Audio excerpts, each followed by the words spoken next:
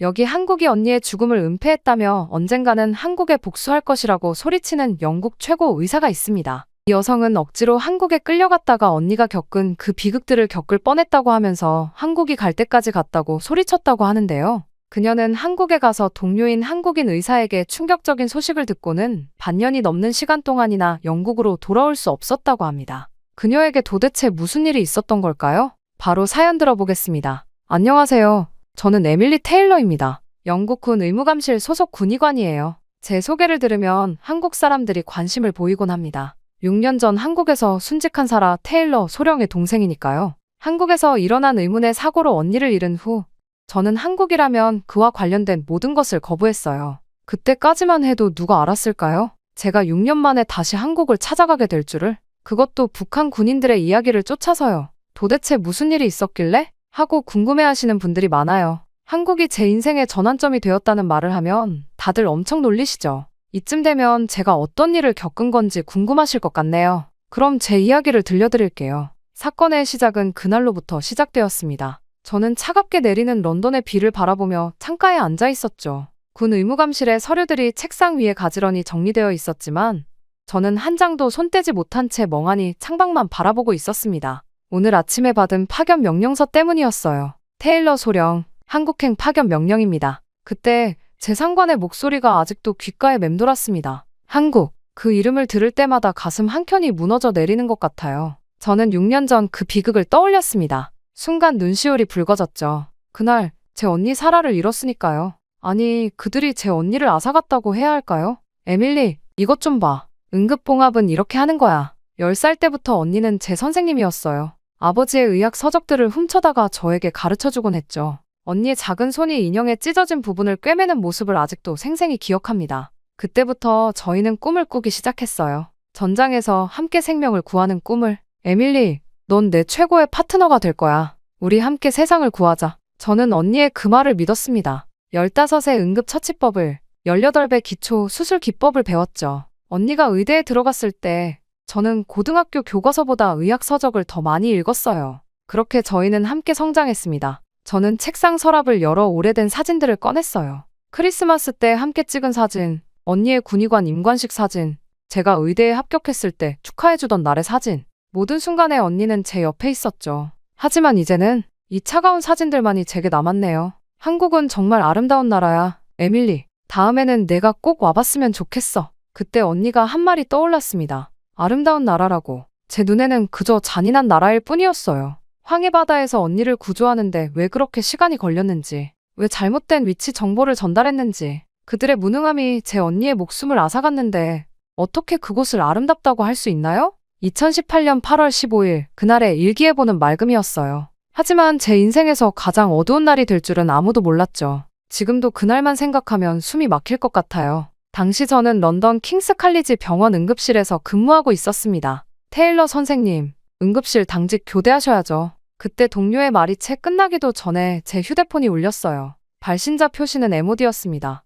영국 국방부. 가슴이 덜컥 내려앉았죠. 국방부에서 직접 거는 전화는 대부분 나쁜 소식이니까요. 에밀리 테일러 씨께 전달드립니다. 사라 테일러 소령이 황해 인근 연합훈련 중 실종되었습니다. 그 순간 주변의 모든 소리가 사라졌어요. 응급실의 분주한 발걸음 소리도, 환자들의 신음소리도 들리지 않았죠. 그저 내 심장이 터질 듯이 뛰는 소리만 들렸습니다. 현재 한국 해군과 영국 해군이 합동 수색 작업을. 더 이상 말을 들을 수가 없었어요. 바로 공항으로 달려갔죠. 다행히 군 관계자가 준비해둔 긴급 항공편이 있었습니다. 12시간의 비행 동안 저는 악몽 같은 현실을 받아들일 수 없었어요. 수색 지역을 넓히고 있습니다만 위치 신호가 잘못 파악된 것 같습니다. 통신 장비의 오작동이. 제가 한국에 도착해서 들은 건 변명뿐이었어요. 제대로 된 설명 하나 없이 그들은 계속해서 책임을 회피했죠. 48시간이 지나고 72시간이 지나고 결국 일주일 후 그들은 수색 종료를 선언했습니다.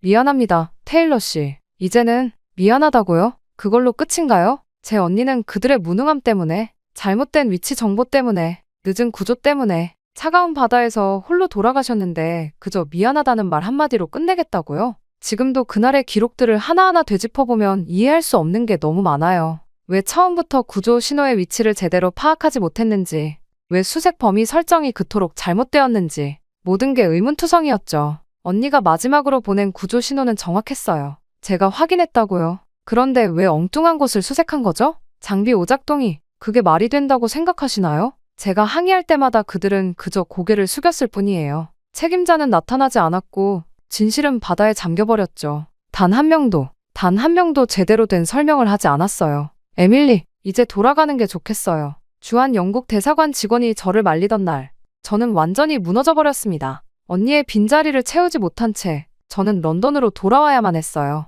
그 후로 6년이 지났지만 시간은 아무것도 치유하지 못했습니다. 여전히 8월이 되면 악몽을 꾸고 바다를 보면 숨이 막혀요. 그리고 한국, 그 이름만 들어도 가슴이 무너져 내립니다. 사라 소령의 희생을 잊지 않겠습니다. 언니의 장례식에서 한국 군 관계자가 한 말이 떠올랐어요. 잊지 않는다고요? 그들은 정말 기억하고 있을까요? 아니면 그저 수많은 사고 기록 중 하나로 파일에 묻어두었을까요? 창밖으로 보이는 런던의 흐린 하늘을 바라보며 생각했습니다. 이제는 제가 그곳에 가서 진실을 찾아야 할 때가 온 것 같아요. 6년 전 그날의 모든 기록을, 모든 진실을, 모든 거짓말을 제 손으로 직접 파헤쳐야만 해요. 그래서 한국을 가겠다고 결심했습니다. 언니, 이번에는 내가 끝까지 갈게. 그날 정말 무슨 일이 있었는지 반드시 밝혀내고 말 거야. 그렇게 한국행 비행기를 타고 인천공항에 내리는 순간 숨이 턱 막혔어요. 6년 만이었죠. 공항의 모습은 많이 달라져 있었어요. 몰라보게 세련된 건축물들과 효율적인 입국 수속 시스템은 놀라울 정도였죠.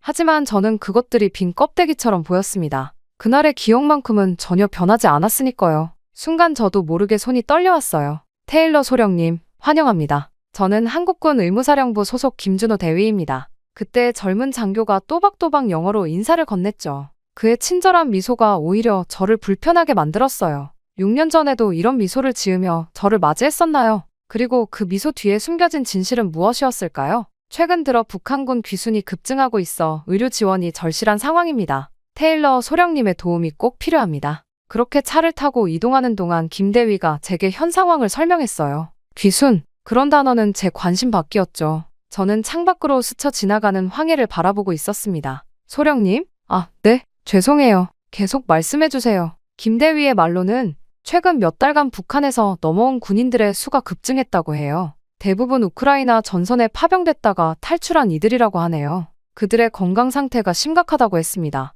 의료 기록이 전무한 상태라 진료가 쉽지 않습니다. 영국군의 선진 의료 시스템이 필요해요. 순간 김 대위의 말을 듣고 있자니 문득 이상한 생각이 들었어요. 왜 하필 저였을까요? 영국에는 수많은 군의관들이 있는데 하필 이곳에서 언니를 잃은 저를 다시 부른 이유가 뭘까요? 여기가 앞으로 소령님께서 근무하실 국군수도병원입니다. 병원 정문에 도착하자 가슴이 다시 조여왔어요. 현대식 건물 외관과 분주히 오가는 의료진들. 겉으로 보기엔 그저 평범한 군병원이었죠. 하지만 저는 알고 있었어요. 6년 전 이곳에서 언니의 사망 소식을 들었다는 걸. 테일러 소령님, 이쪽으로 모시겠습니다. 그렇게 사령부 건물로 향하는 동안 곳곳에서 저를 향한 시선이 느껴졌어요. 아마도 다들 알고 있겠죠? 6년 전 황해에서 실종된 영국 군의관의 동생이라는 걸. 북한군 의무병 출신들과 면담이 예정되어 있습니다. 그들의 증언이 매우 중요해요. 잠깐, 북한군 의무병이라고요? 순간 걸음을 멈췄습니다. 뭔가 이상했어요. 단순한 의료 지원이라기에는 너무 많은 것들이 얽혀 있는 것 같았죠.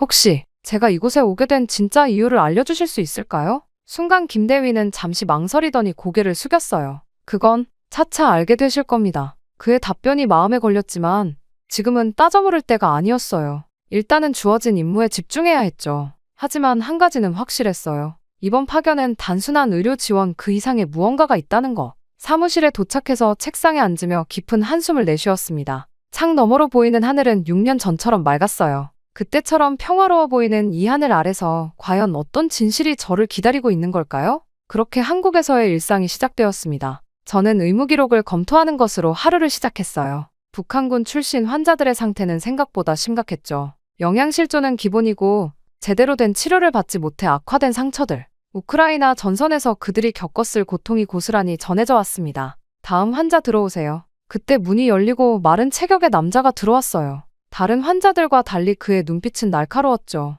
뭔가 의료진을 보는 듯한 전문가적인 시선이었어요. 강우진입니다. 북한군 의무병이었습니다. 그때 그의 한국어를 김 대위가 통역해 주었어요. 하지만 제가 놀란 건 그의 다음 말 때문이었죠. 테일러 소령님, 혹시 사라 소령님의 동생이신가요? 순간 제 심장이 멈춘 것만 같았어요. 어떻게 이 사람이 언니를 알고 있죠? 손에 들고 있던 차트를 떨어뜨릴 뻔했습니다. 그날 바다에서 제가 함께 있었습니다. 귀가 이명을 일으키는 것 같았어요. 북한군이 언니가 함께 있었다는 사실이 믿겨지지 않았습니다. 잠시만요. 무슨 말씀이시죠? 그때 떨리는 목소리로 겨우 말을 이었습니다. 강우진은 잠시 고개를 숙이더니 천천히 입을 열었어요. 저는 그때 북한 잠수정에 타고 있었습니다. 우리는 비밀 훈련 중이었어요. 그리고 우리는 보았습니다. 사라 소령님의 배가 어떻게 되었는지. 순간 방 안의 공기가 얼어붙는 것 같았어요. 김대위도 간호사도 모두가 숨을 멈췄죠. 계속 말씀해주세요. 그렇게 시작된 강우진의 이야기는 충격적이었어요.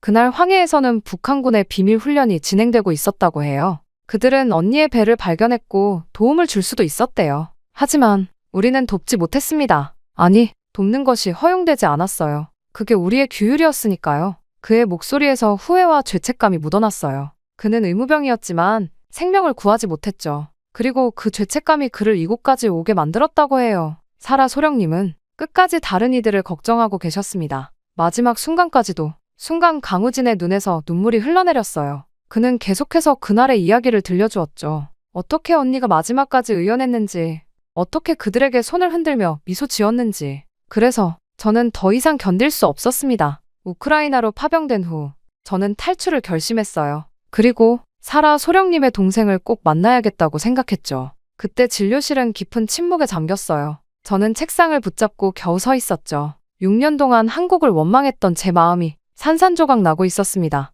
미안합니다. 정말 미안합니다. 강우진의 사과는 진심이었어요. 하지만 이제 저는 알았죠. 원망해야 할 대상이 따로 있다는 것을. 그리고 언니의 죽음이 단순한 사고가 아니었다는 것도. 강우진 씨, 더 자세히 말씀해 주실 수 있나요? 그날 정확히 무슨 일이 있었는지. 제 질문에 그는 천천히 고개를 끄덕였어요. 이제야 진짜 진실을 알 수 있을 것 같았습니다. 알겠습니다. 모든 것을 말씀드리겠습니다. 진료실 문을 잠그고 우리는 이야기를 시작했어요. 김대위는 통역을 하면서도 놀란 표정을 감추지 못했죠. 아마도 그도 이런 진실은 처음 듣는 것 같았어요. 그날은 특별 훈련이 있던 날이었습니다. 강우진의 이야기는 제가 알고 있던 모든 것을 뒤집어 놓았어요. 북한군은 그날 황해에서 특수부대 잠수훈련을 진행하고 있었대요. 그리고 그들은 처음부터 언니의 배를 지켜보고 있었다는 거예요. 우리 상관들은 영국 군함의 동향을 면밀히 주시하라고 했습니다. 특히 의료선에 관심이 많았어요. 의료선이요? 왜죠?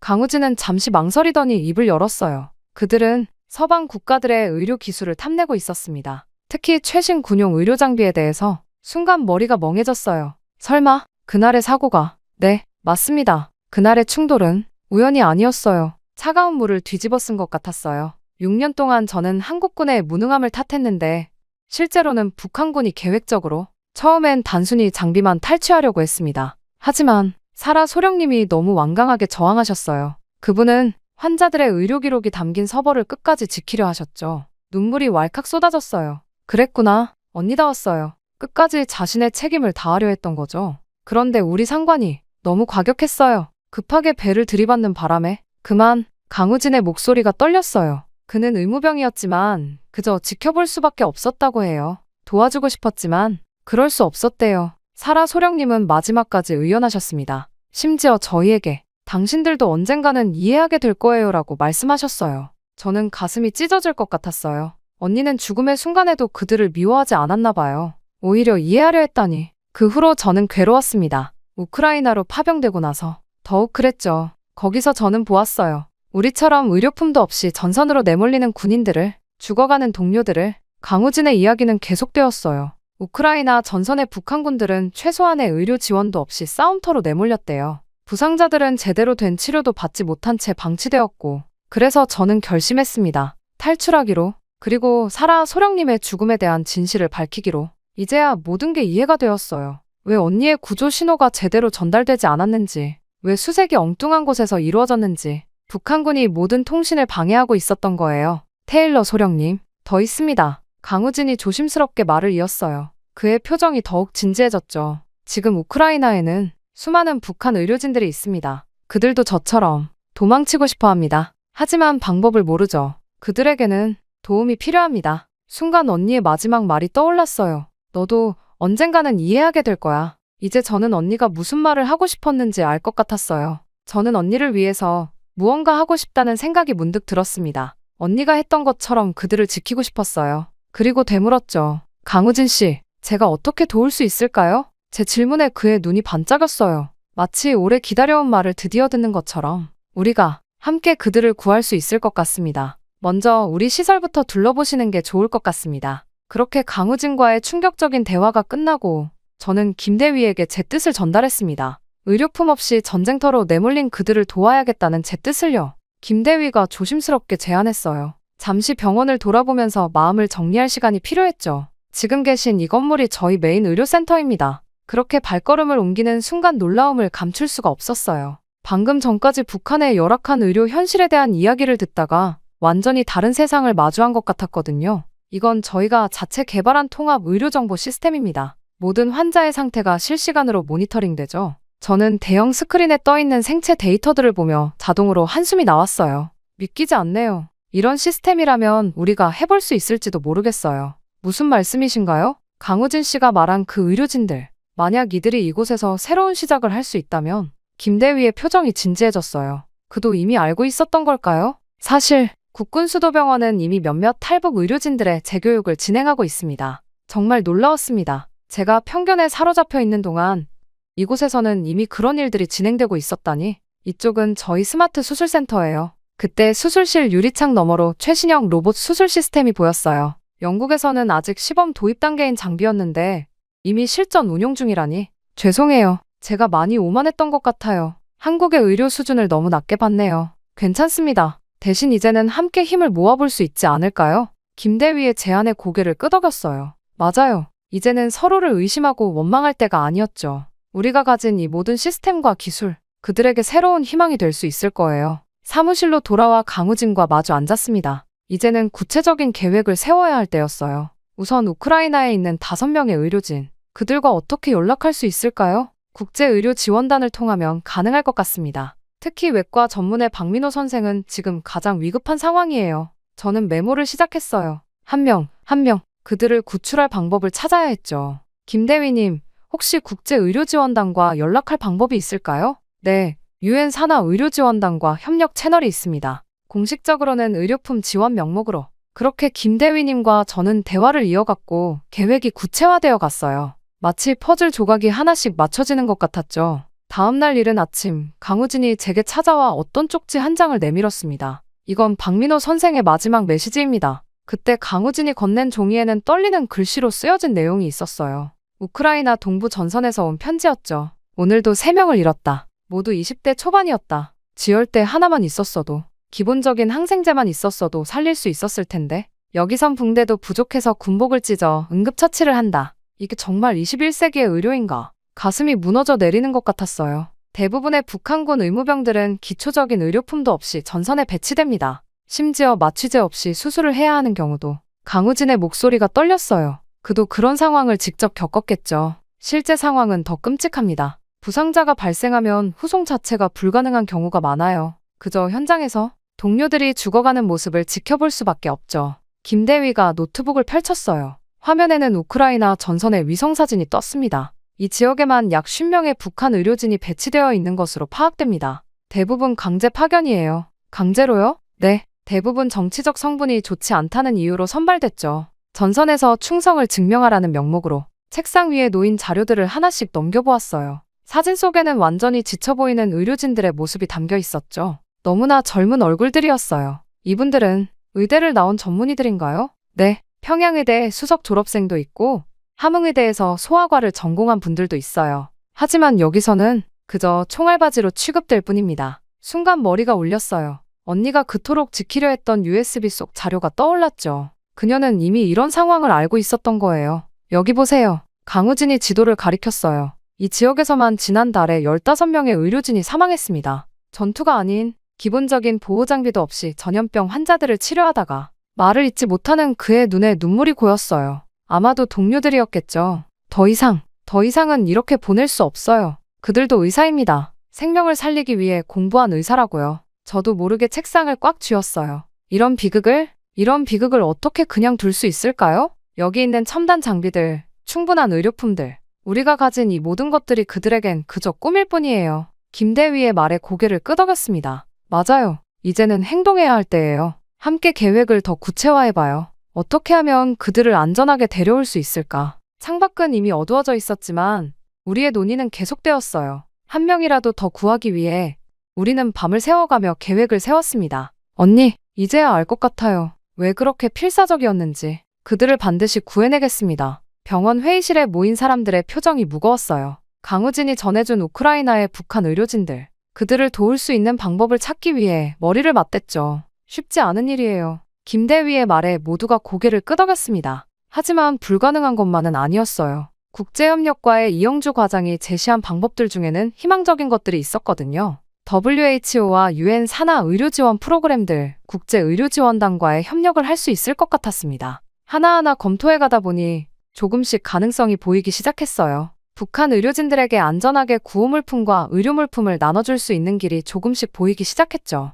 북한 의료진들에게 손을 내밀 수 있는 방법. 우리는 그날 밤 늦게까지 그 희망을 찾아 이야기를 나눴습니다. 창밖의 별들을 바라보며 생각했어요. 언니, 우리가 찾은 이 작은 가능성이 그들에게 희망이 될 수 있겠지? 제가 천천히 하지만 포기하지 않고 해내볼게. 이게 정말 가능했던 일이라니. 시간이 흐르며 제 다짐은 현실이 되어가고 있었습니다. 정말로 국제협력을 통해 북한군에게 도움의 손길이 닿기 시작했거든요. 김대위가 건넨 현장 보고서를 읽으며 저는 감탄이 절로 나왔어요. 우크라이나에 파견된 한국 군의관들의 활동 내용이었죠. 처음에는 그저 적십자 표시만 보고 도움을 요청했대요. 북한군 부상자들이. 그때 강우진이 설명을 이어갔어요. 전투 중 부상당한 북한군 병사들이 한국의료지원단의 야전 병원을 찾아왔다고 했습니다. 당장 치료가 필요한 상황이었지만 자신들의 의무병에게서는 제대로 된 치료를 받을 수 없었대요. 우리 의료진들이 그들을 거절할 리 없었죠. 현장 사진들을 하나씩 넘겨보았어요.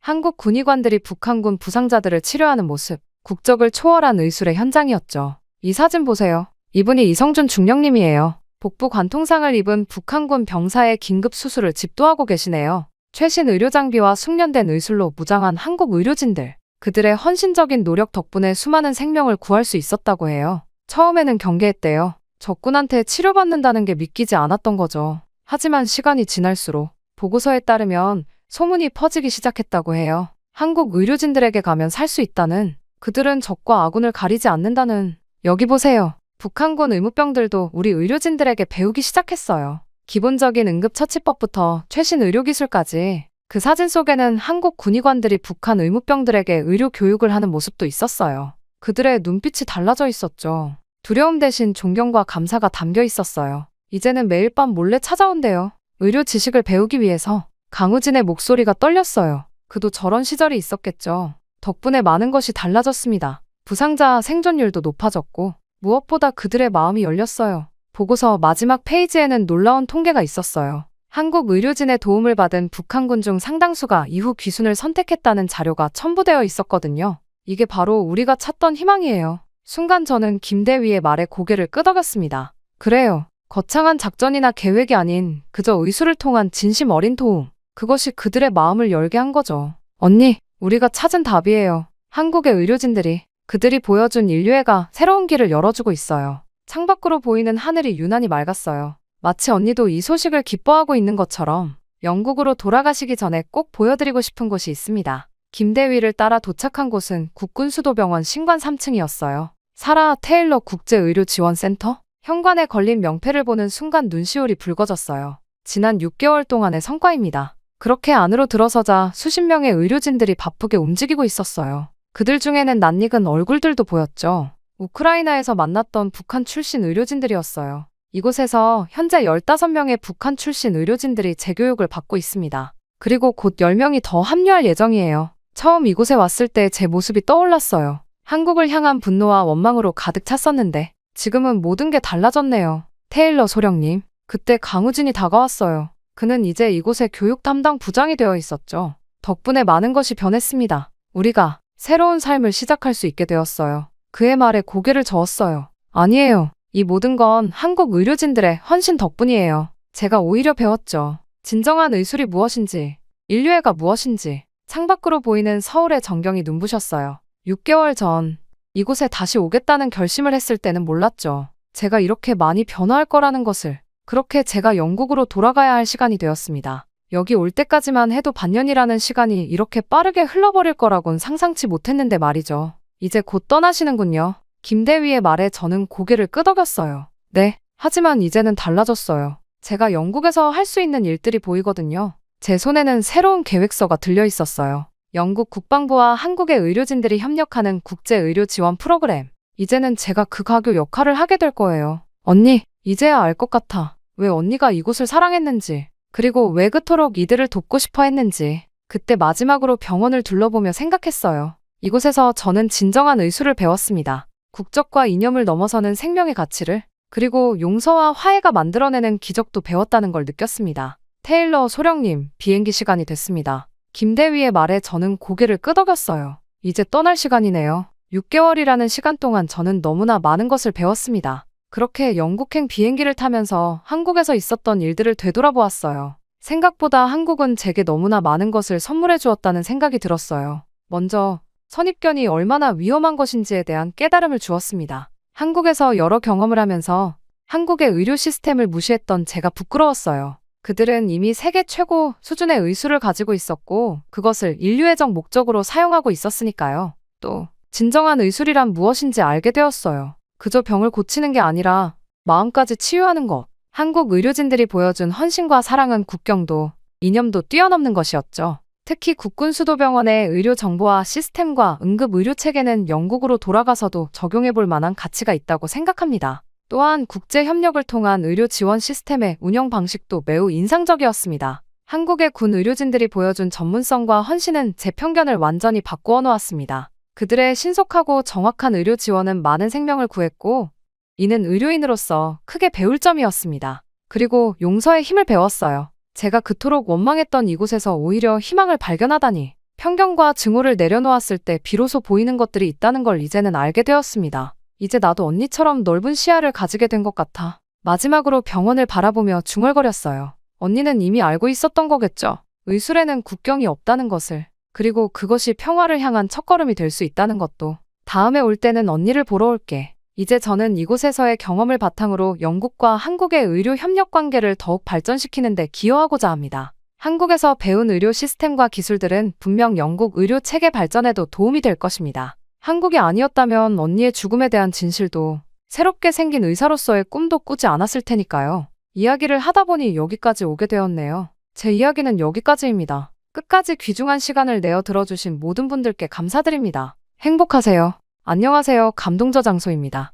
저희가 정말 괜찮은 기업을 소개해드리려고 하는데요. 바로 KS 오토플랜이라는 회사입니다. 사회 취약계층분들을 위해서 선한 영향력을 펼치고 있는 건 물론 이번에 구독자님들에게 저렴한 가격으로 차량을 구매하실 수 있게 타임 특가를 준비했다고 하는데요. 소렌토, 스포티지가 월 25만 원이라면 믿겨지십니까? 취득세, 자동차세, 정비비용, 보험료까지 모두 KS 오토플랜에서 책임지니 월 저렴한 비용만 내시고 차량을 이용하시면 됩니다. 차량 구매부터 기존 차량 처리까지 원스톱으로 도와드리고 있습니다. 저희 KS 오토플랜은 항상 고객님께 듣고 고객님으로부터 답을 찾아 고객님께 돌려드리겠습니다. 구독자 전용 이벤트 진행 중이니 놓치지 말고 고정 댓글을 확인해주세요. 한국인들은 다른 이들을 무시하기만 하고 예의가 없어. 절대 태국으로 오게 해서는 안 돼. 사회학이야. 여기 한국인들은 동남아인들을 무시하며 무례하다고 분노하는 한 태국 여성이 있습니다. 하지만 이 여성은 한 영상을 보고는 큰 충격을 받고 마는데요.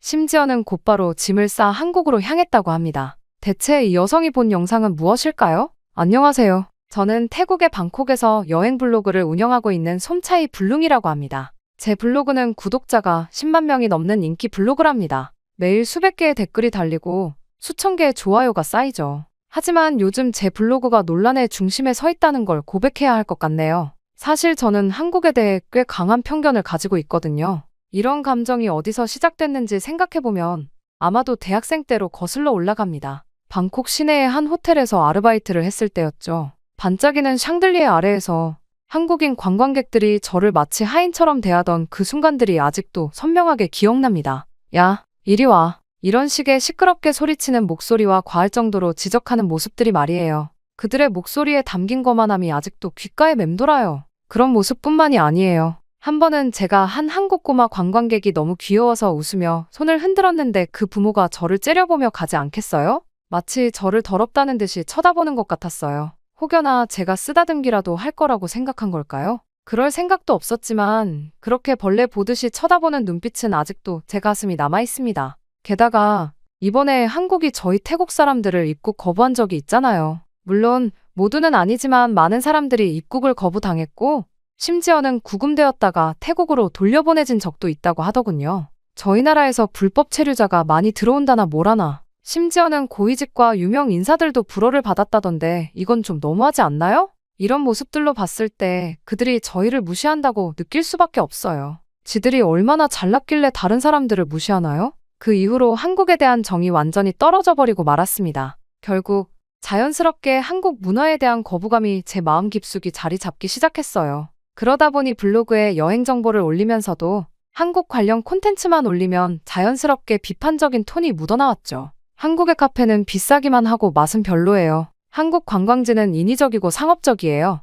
이런 식으로 말이죠. 키보드를 두드릴 때마다 과거의 불쾌한 기억들이 되살아나서 그래 더 날카로운 비판을 담게 되었어요. 하지만 제 가장 친한 친구 피차이는 저와는 정반대예요. 그 친구의 방에 들어가면 한국 아이돌 포스터가 벽을 가득 채우고 있죠. 형형색색의 포스터들이 마치 작은 미술관 같아요. 컴퓨터에선 항상 한국 드라마가 재생되고 있고 책상 위엔 한국어 교재가 차곡차곡 쌓여 있어요. 포스트잇마다 한국어 단어들이 빼곡히 적혀 있죠. 심지어 요즘은 K-팝 댄스 학원까지 다니기 시작했다네요. 땀에 젖은 연습복을 입고 돌아와서도 행복해 보이는 피차이를 볼 때마다 저는 이상한 감정이 듭니다. 솜차이, 한국 문화를 제대로 이해하려고 노력해 본 적은 있어? 피차이가 종종 저에게 이렇게 물어보곤 해요. 그럴 때마다 저는 침묵하거나 대충 둘러대곤 했죠. 솔직히 말하면 없죠. 그럴 필요성을 못 느꼈으니까요. 우리를 그렇게나 홀대하는 그들에게 제가 왜 그런 관대함을 베풀어야 하나요? 그런데 요즘 들어 이상한 점을 발견했습니다. 밤늦게 노트북 화면을 들여다보며 제가 쓴 한국 관련 게시물에 달리는 댓글들을 읽곤 하는데요. 태국인이 왜 이렇게 한국을 싫어하지? 우리가 뭘 잘못했다고. 이런 편견이 있는 줄 몰랐네요. 제가 대신 죄송합니다. 이러한 몇몇 한국인들의 댓글이 달렸거든요. 한국 독자들의 이러한 반응을 보면서 제 마음 한켠이 불편해지기 시작했습니다. 특히 어제는 피차이와 크게 다퉜어요. 코코넛 밀크티를 마시며 평화롭게 이야기를 나누다가 제가 쓴 최근 블로그 포스트 때문에 분위기가 차가워졌거든요. 한국의 문화 제국주의, 동남아시아를 무시하는 한국이라는 제목의 글이었는데 피차이는 제 글을 읽고 눈물을 보였어요. 그의 눈물이 밀크티 잔에 떨어지는 걸 보면서 제 마음도 덩달아 아파왔습니다. 넌 정말 한국 문화의 진정한 가치를 모르는 것 같아. 난 한국 드라마를 통해 가족의 소중함을 배웠고 K-팝을 통해 꿈을 키웠어. 그게 어떻게 문화 제국주의가 될 수 있니? 피차이의 떨리는 목소리가 제 가슴을 후벼 팠어요. 그래서인지 오늘 아침 저는 평소처럼 노트북을 펼치고 블로그에 새 글을 쓰려다가 멈췄어요. 키보드 위에 올려둔 손가락이 떨리더라고요. 모니터 화면에 비친 제 모습이 낯설게 느껴졌어요. 이제껏 제가 써온 글들이 과연 진실을 담고 있었던 걸까요?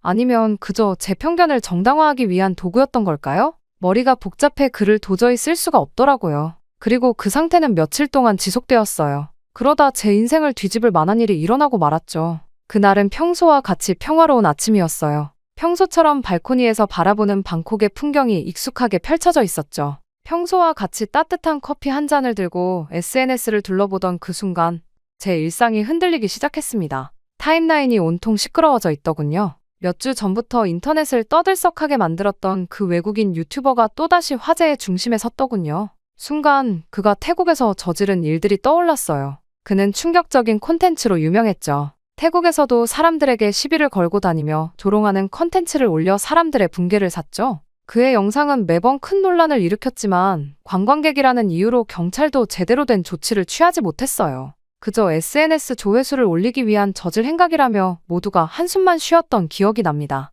하지만 오늘 올라온 영상은 달랐습니다. 한국에서 네온사인들이 켜진 초저녁, 붉은빛과 파란빛이 뒤섞인 거리에서 그 유튜버가 또 평소처럼 장난을 치고 있었죠. 그리고 한국의 소녀상을 조롱하듯이 놀리고 있었어요. 소녀상을 껴안고 그 앞에서 춤을 추는 영상은 제 눈살까지 찌푸려지게 만들더군요. 그러다 갑자기 화면 한쪽에서 한 남성이 나타났어요. 그는 말없이 다가와 유튜버의 얼굴에 주먹을 날렸습니다. 둔탁한 타격음과 함께 그는 그대로 바닥에 쓰러졌고 그의 카메라도 아스팔트 위로 떨어졌죠. 주변에 있던 사람들이 놀라 뒤로 물러서더군요. 유튜버는 바닥에 나뒹굴고 있었고요. 저는 그 영상을 보면서 눈을 의심했습니다. 손가락이 떨리는 걸 느끼며 다시 한번 재생 버튼을 눌렀죠. 믿기지가 않았거든요. 태국에서는 그토록 활개를 치던 사람이 저렇게 단 한 방에 제압당하다니. 솔직히 말하면 제 안에서 복잡한 감정이 충돌했어요. 한편으론 통쾌했지만 다른 한편으론 뭔가 불편했달까요? 마치 제 안에 있던 편견이라는 벽이 조금씩 균열을 일으키는 것 같았어요.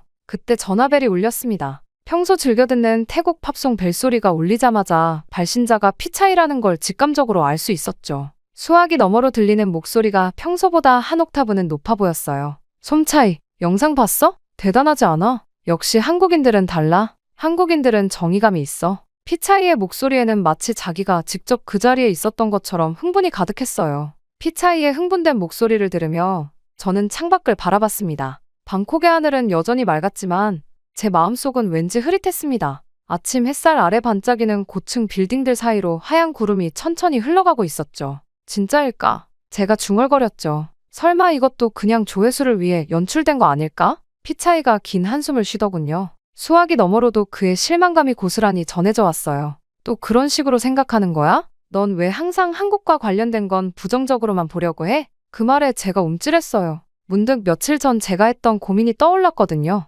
제 안의 편견에 대해 생각해보겠다고 다짐했었는데 그새 또 고개를 들고 있는 제 선입견을 마주하니 부끄러워졌어요. 그 영상은 순식간에 퍼져나갔어요. 마치 방콕의 소나기처럼 빠르게요. 태국의 SNS는 물론이고 한국의 뉴스에서도 다뤄졌다고 하더군요. 댓글들을 읽어보니 한국인들의 반응이 인상적이었어요. 당연한 일을 했을 뿐이다. 가슴 아픈 역사를 희롱하는 걸 그냥 둘 수는 없었다. 우리나라에서 그런 짓을 하면 안 된다는 걸 보여줘야 한다. 이런 의견들이 대부분이었죠. 그들의 댓글에는 분노보다는 당연함이, 흥분보다는 차분함이 묻어 있었어요. 게다가 다른 나라 사람들의 댓글도 대단했어요. 속이 다 시원하다. 징병제가 있는 나라는 다르구나. 등등의 한국인의 행동을 칭찬하고 응원하는 댓글들이 달리고 있었거든요. 심지어 그 중에는 태국인도 있었어요. 창가에 기대앉아 이제는 식어버린 커피잔을 만지작거리며 저는 깊은 생각에 잠겼습니다. 저녁 노을이 도시를 붉게 물들이는 가운데 왜 저는 자꾸 의심하려고 했을까요?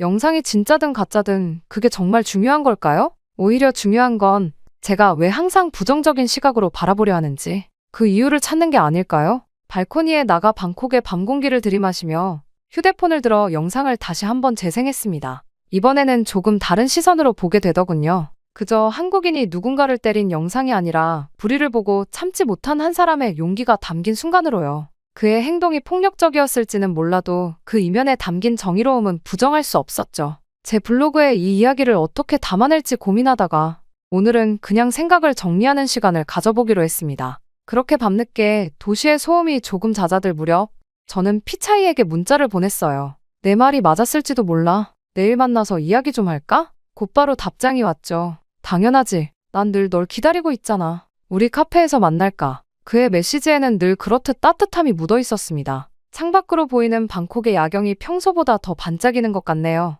수많은 빛들이 마치 별처럼 빛나고 있어요. 어쩌면 내일 제 시선도 조금은 더 밝아질 수 있지 않을까요? 이제 슬슬 자야겠어요. 하지만 오늘 밤 제 꿈속에는 분명 서울의 거리가 등장할 것 같은 예감이 듭니다.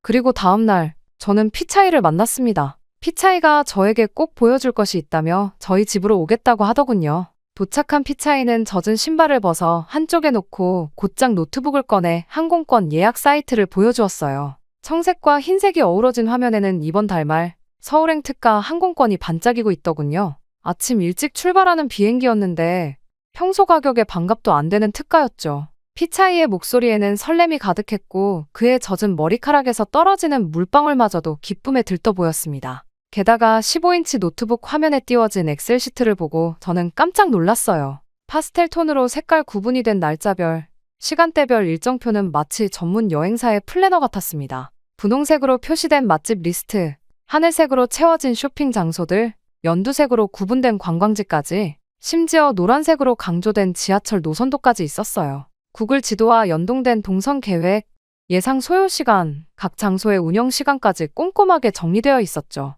그러면서 저에게 함께 여행을 가자고 이야기를 하더군요. 작은 책상 위에 마주 앉아 여행 계획을 보는 동안 묘한 감정이 제 마음을 채웠어요.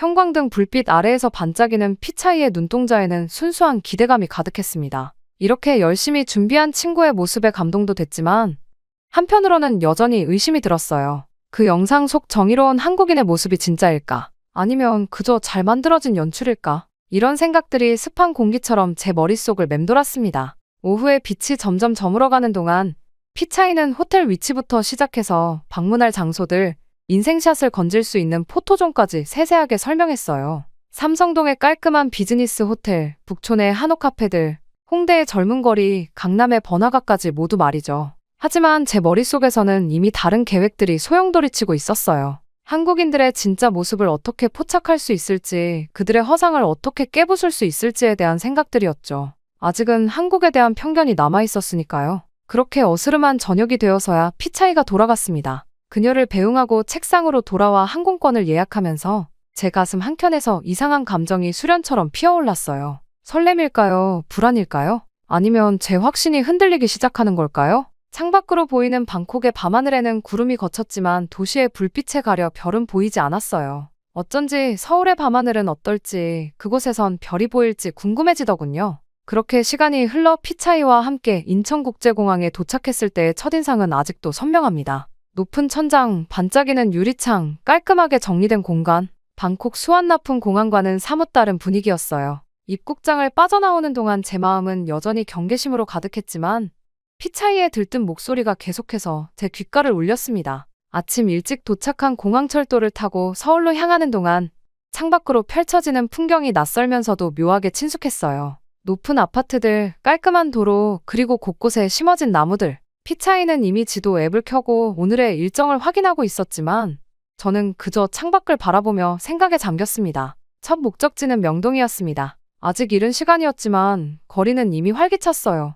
피차이는 마치 이곳이 자기 동네인 것처럼 자신만만하게 앞장섰죠. 이쪽으로 가면 유명한 화장품 가게가 있어. 저기 분식집이 맛있대. 하지만 저는 그저 마지못해 따라갔을 뿐이었어요. 화려한 간판들과 북적이는 인파 사이에서 제 눈은 자꾸 불편한 순간들만 포착하려 했습니다. 그런데 첫 번째 충격적인 일은 뜻밖의 순간에 찾아왔어요. 복잡한 골목길에서 길을 잃었을 때였죠. 피차이가 들고 있던 지도는 갑자기 먹통이 됐고 우리는 낯선 거리 한복판에서 방황하고 있었습니다. 그때 한 중년 여성이 다가왔어요. 어디 가려고 하시나요? 따뜻한 미소와 함께 건넨 말에 저는 순간 긴장했습니다. 하지만 그분은 천천히 그리고 친절하게 길을 설명해 주셨어요. 심지어 가야 할 방향까지 직접 손으로 가리키며 알려주시더군요. 이후 점심시간에는 작은 분식집에서 또 일이 일어났죠. 처음에는 메뉴판을 보며 망설이고 있었는데 할머니께서 직접 오셔서 하나하나 설명해 주셨어요. 이건 매워요. 이건 처음 오신 분들이 좋아하시더라고요.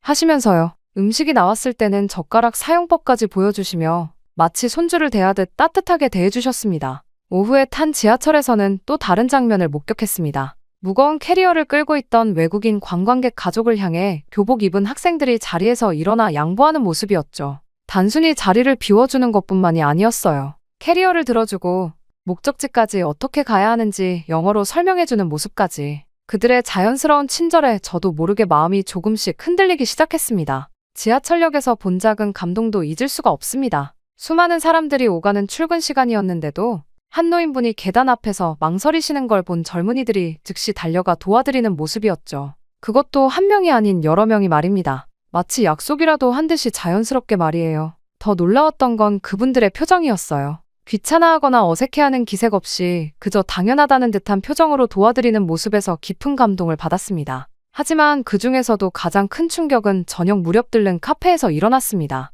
조용한 분위기 속에서 커피를 마시고 있는데 갑자기 취기가 오른 듯한 남성이 들어왔습니다. 그는 외국인 관광객들이 앉아있는 테이블로 다가가 큰 소리로 말을 걸기 시작했어요. 불쾌한 분위기가 감지되는 순간이었죠. 제 손에 든 카메라가 움직였어요. 드디어 제가 찾던 장면이 나타났다고 생각했거든요. 하지만 그 다음 순간 예상치 못한 일이 벌어졌습니다. 주변 테이블에 있던 손님들이 하나둘씩 일어났어요. 카페 직원뿐만 아니라 일반 시민들도 나서서 그 취객을 제지하기 시작했죠. 손님, 이러시면 안 됩니다. 경찰에 신고하겠습니다. 하는 단호한 목소리들이 들려왔죠. 결국 그 취객은 사과를 하고 카페를 나갔습니다. 그렇게 카페에서 마주친 정의로운 시민들의 모습 이후 거리를 걸으니 더 많은 것들이 눈에 들어오기 시작했습니다. 횡단보도 앞에서 휠체어를 탄 분이 지나갈 때까지 모두가 자연스럽게 기다려주는 모습, 관광객이 사진을 찍으려 하면 자연스럽게 비켜주거나 대신 사진을 찍어주겠다고 먼저 나서는 친절까지. 이런 작은 배려들이 모여 도시 전체의 분위기를 만들어내고 있었던 거죠.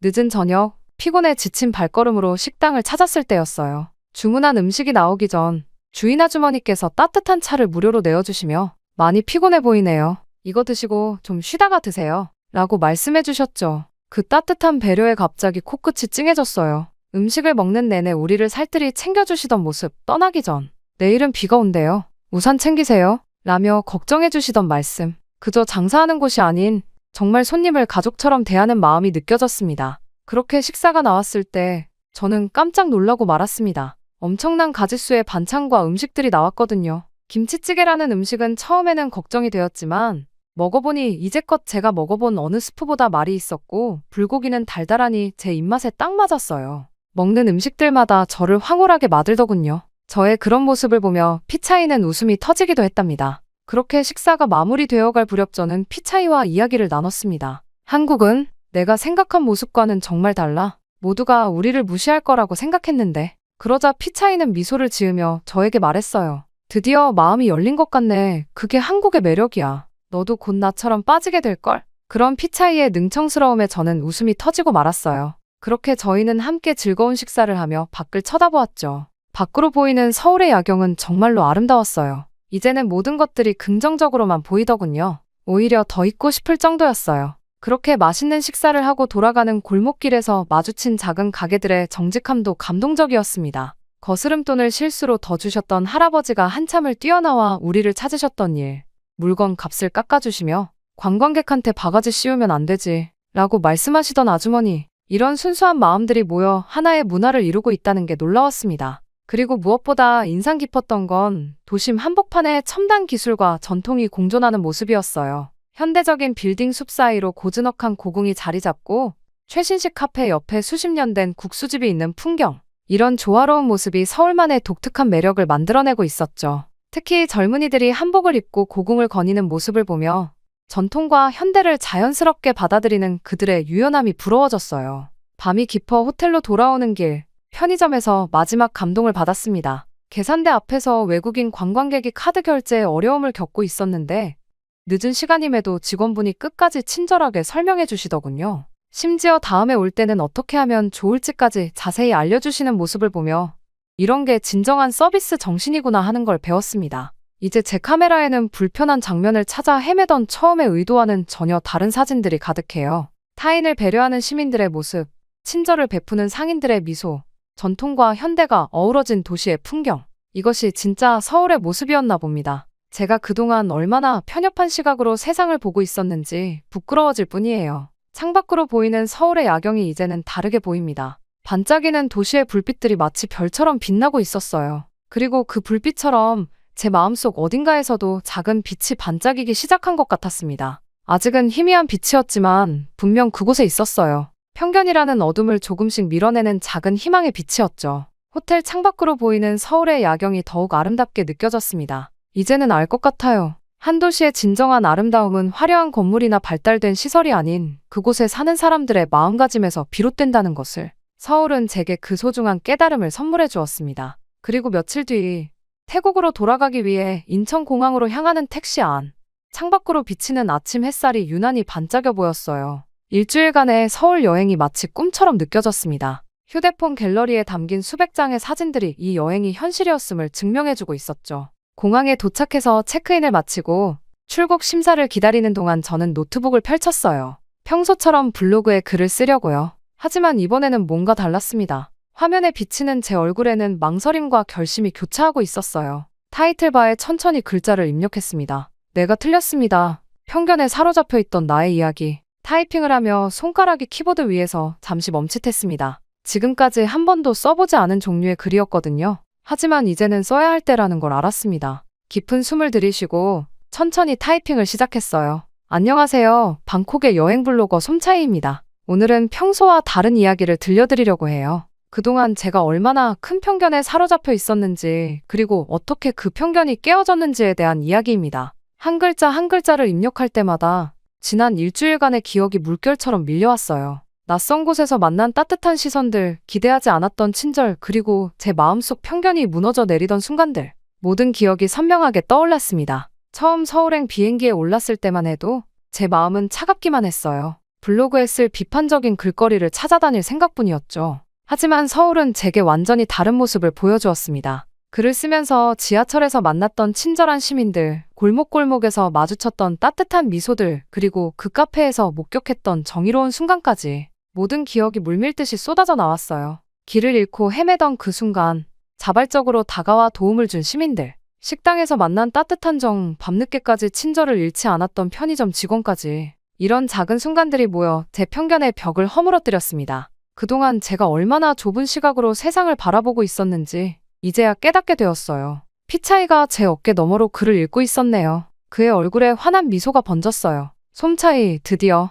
그의 목소리에는 기쁨과 자부심이 가득했습니다. 많은 분들이 제 블로그를 통해 한국에 대한 인상을 형성하셨을 거예요. 그동안 제가 써온 편향된 글들이 얼마나 많은 분들의 생각에 영향을 미쳤을지 생각하니 마음이 무거워집니다. 하지만 이제는 달라질 거예요. 진실된 모습, 있는 그대로의 모습을 전하고 싶습니다. 글을 쓰면서 눈시울이 붉어지는 걸 느꼈어요. 그동안 제가 얼마나 어리석었는지, 한 번의 안 좋은 경험으로 모든 것을 단정지었던 제 모습이 부끄러웠습니다. 서울은 제게 많은 것을 가르쳐 주었어요. 진정한 친절이 무엇인지, 배려가 무엇인지, 그리고 무엇보다 편견 없이 세상을 바라보는 법을 배웠습니다. 이제 저는 다시 시작하려고 해요. 더 넓은 시각으로, 더 따뜻한 마음으로 세상을 바라보며 글을 쓰겠습니다. 마지막 문장을 입력하고 잠시 화면을 바라보았어요. 그동안 써왔던 어떤 글보다도 진실된 마음이 담긴 것 같았습니다. 게시 버튼을 누르자 이상한 해방감이 느껴졌어요. 마치 오랫동안 짊어지고 있던 무거운 짐을 내려놓은 것처럼.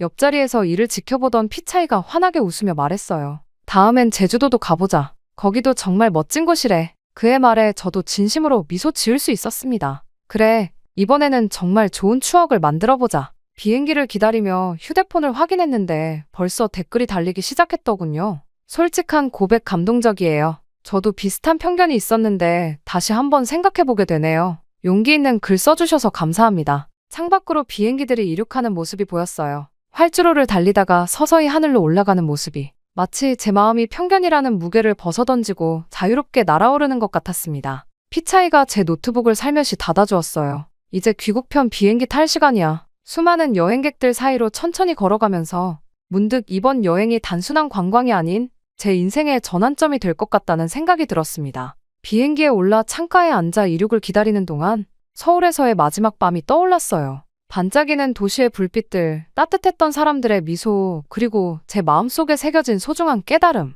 이 모든 것들이 제 삶의 새로운 나침반이 될 것 같았습니다. 비행기가 하늘로 솟아오르며 창밖으로 서울의 전경이 점점 작아져 갔어요. 하지만 제 마음속에서는 오히려 더 선명해지는 것 같았습니다. 이제는 알 것 같아요. 진정한 여행이란 단순히 장소를 옮기는 게 아니라 마음의 거리를 좁히는 것이라는 걸. 피차이가 제주도 여행 가이드북을 펼치며 이것저것 설명하기 시작했어요. 이번에는 예전과 달리 진심으로 귀 기울여 들을 수 있었습니다. 마치 새로운 세상이 열린 것처럼 모든 것이 신선하고 기대되었거든요. 방콕으로 돌아가는 비행기 안에서 저는 조용히 다짐했습니다. 앞으로는 더 이상 편견의 벽을 쌓지 않겠다고. 그리고 제가 경험한 이 변화의 이야기로 누군가에게 작은 희망이 되어주고 싶다고. 창밖의 구름들이 마치 제 새로운 시작을 축복해주는 것 같았어요. 태국으로 돌아가는 비행기에서 바라본 하늘은 서울에서 보았던 것과 똑같은 하늘이었습니다. 결국 우리 모두는 같은 하늘 아래에서 살아가고 있는 거죠. 단지 서로를 이해하려 노력하느냐 마느냐의 차이일 뿐.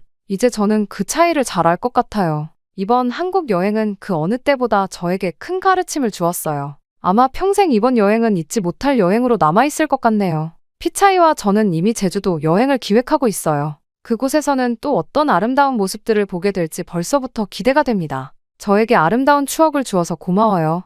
한국.